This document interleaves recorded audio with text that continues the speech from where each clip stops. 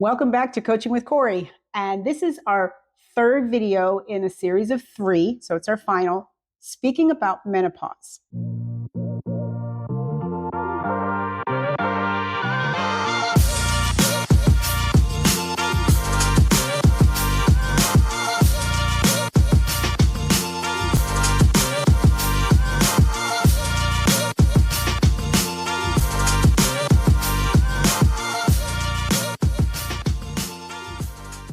I shared with you in the first video that we have perimenopause or premenopause.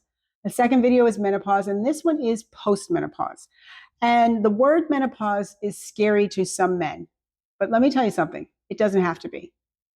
It's frightening to some women, and it doesn't have to be, because you want to know as much as possible about what your body's going through or what your body will be going through. And you men out there, if you have a special woman in your life, you want to be able to understand and be sympathetic to these stages so that you can be a source of strength and encouragement to her.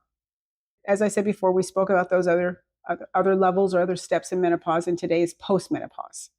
So what is postmenopause? Congratulations, you're at the end of your reproductive years. You're at the end of this menopause cycle. But guess what? You're going to live in it. This is where you live now. This is how you exist. And the best thing for you to do is accept it, number 1. Number 2 is to work with your body so that you become the best version of yourself. That's what I'm doing right now.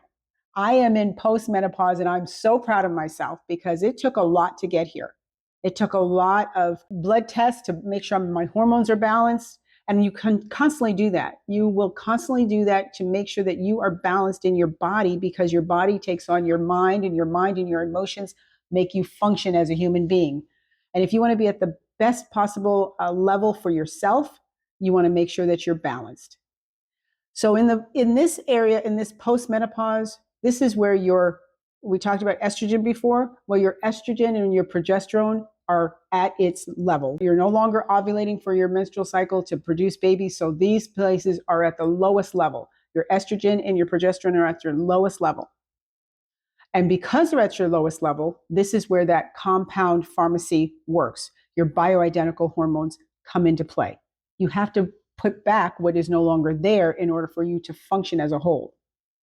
So that's why I tell you, get a good doctor, a great doctor who will keep you balanced. And also, it's important for you to understand it's up to you to take care of your heart and take care of your bones. Because you're lacking in certain hormones, you're going to have to balance those out and make sure you take care of your bones and your heart.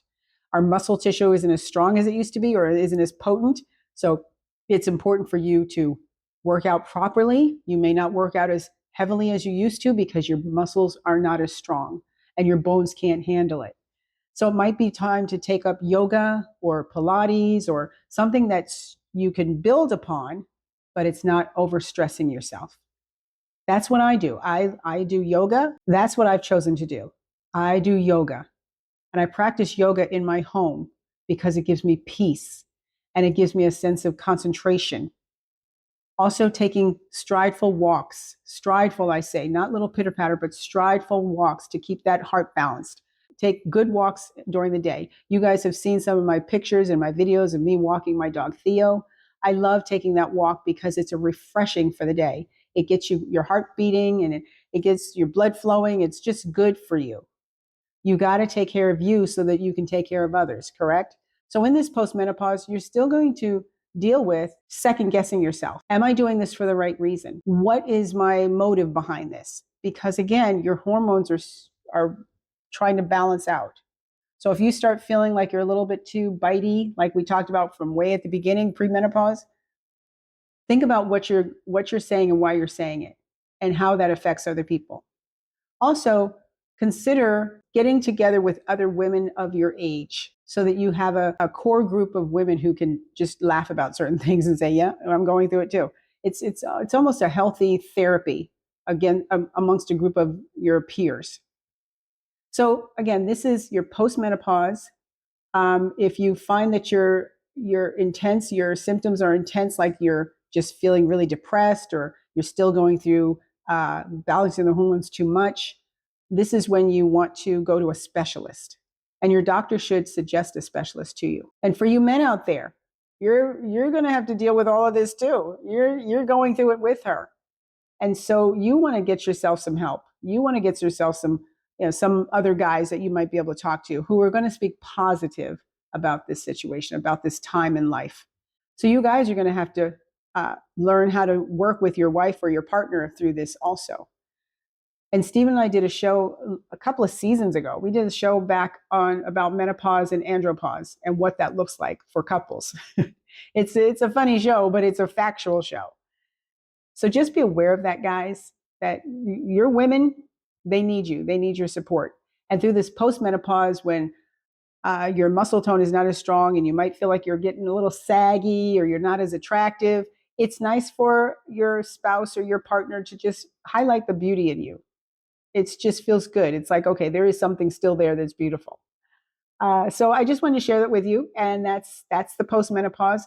How many of you out there are on that side or on this side, the post-menopause side? And what was your journey like? Share that with us, because there's some women that are going to be reading the comments that probably this will be encouraging for them.